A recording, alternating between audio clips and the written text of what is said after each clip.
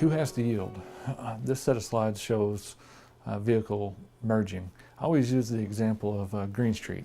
When you're headed north on Green, there's a place there at the Cloverleaf where you can veer off to the right and you can take the bypass and go around to 2nd Street. Here's a video of the Cloverleaf. Who has to yield?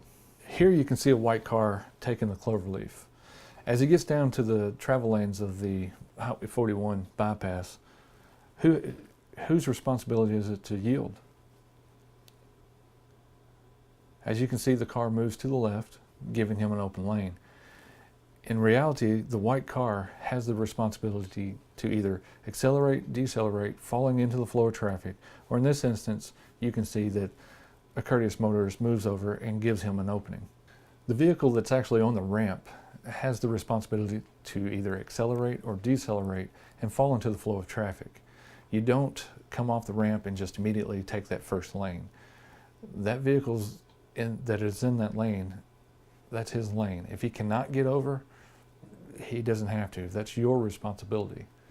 The vehicle in the center lane has an open lane to the left and he can get over. The courteous thing to do as a motorist is to move over and give the merging traffic room to come in. The school bus comes up, stop arm comes out. On the other side of the road, opposite direction, I have a little red car that comes in and it's going to pass the school bus. Do I have to stop? Actually, you don't have to stop. Opposite direction on 4 lanes in Kentucky, you do not have to stop. That's where a lot of people make mistakes. They don't understand clearly. Everybody just stops. Well, you don't. Opposite direction on 4 lanes, you don't stop. It's only on 2 lanes that you have to stop for a school bus on all directions. Now, in the morning when you meet that school bus and you know kids are running late, they don't have the capacity to know that you're not stopping. They're going to dart out in traffic. And again, kids being the most precious thing on this planet, any school bus, I slow down and I pay attention to my surroundings. And that's what I tell everybody, the same thing.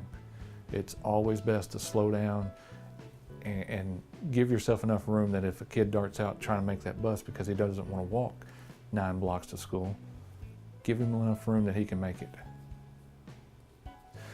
The rules, and I always reiterate the rules at the end, on 4 lanes, opposite direction, you do not have to stop. On 4 lanes, same direction, always stop. Like I said, kids are the most precious thing on this planet, give them plenty of room to stop. On 2 lanes, everybody stops all directions for a school bus. Final driving tips, we're finally to the end here. Finally, don't speed, wear your seatbelt, pay attention. When I'm driving, I don't trust anyone. It could be the president, the Pope, and my mother. One of them will run me over. I know that. It's happened. Make eye contact with other drivers. Look around and see what they're doing. As you're driving down Green Street, you'll see people putting makeup on. I've watched a guy shave one day with a razor. These things happen all the time. Signal your intentions. The KRS says that 100 feet prior to your turn, you need to have your indicator on. That's 100 feet prior to the turn, not during the turn. Don't run the red lights. Remember, wear your seatbelt. That's important. Guys and girls on motorcycles, ATVs, wear your helmets. Don't do that to yourselves. And finally, this little video, consider the conditions.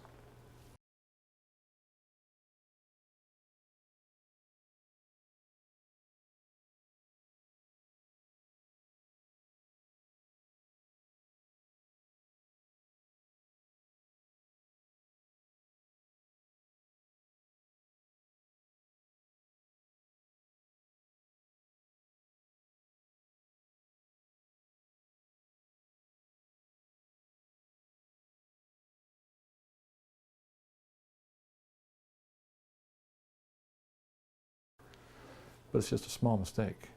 Everybody wants to go back to, it's just a simple small mistake. That small mistake cost an entire family their life.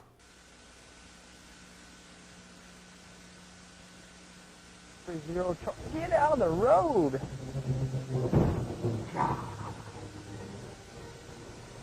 Keep going. My name is Nicole Bachman, and I am an assistant county attorney here in Henderson County, and I'm going to talk to you and share a little information with you about driving under the influence. The legal limit for driving under the influence is 0.08 blood alcohol level. You can get a DUI for being less than a 0.08 blood alcohol level. The way the law reads is that if you are under a 0.05, you are presumed not to be under the influence. If you are a 0.05 but less than a 0.08, there is no presumption either way. No presumption that you are under the influence and no presumption that you're not under the influence.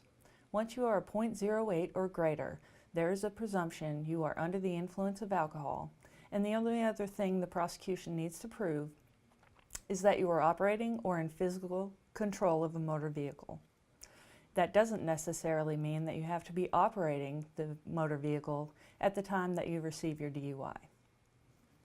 Law enforcement uses 3 standardized field sobriety tests when they suspect a person of being under the influence of alcohol while driving a motor vehicle. The 3 tests are the walk and turn, the one-leg stand, and the horizontal gaze nystagmus, or HGN for short. The HGN some of you may be familiar with and not even know it. If you've ever watched a movie or maybe you've seen it on the side of the road, it's when an officer has the individual look at a pen or follow his finger and he moves that from side to side. The individual is supposed to follow that pen or finger or whatever it may be only with their eyes. What the officer is looking for is an involuntary jerking of the eye as the eye moves out to the side.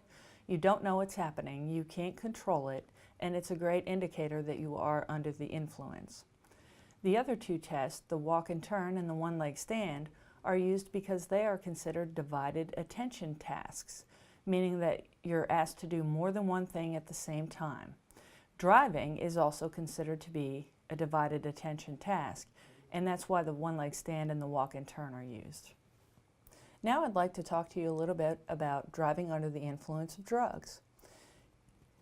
The question people always have is, can I get a DUI for taking my prescription medications? The answer to that question is absolutely yes. If you are prescribed a medication to take, always talk to your doctor and read the warning labels and know how the medication may affect you before you make the decision to operate a motor vehicle.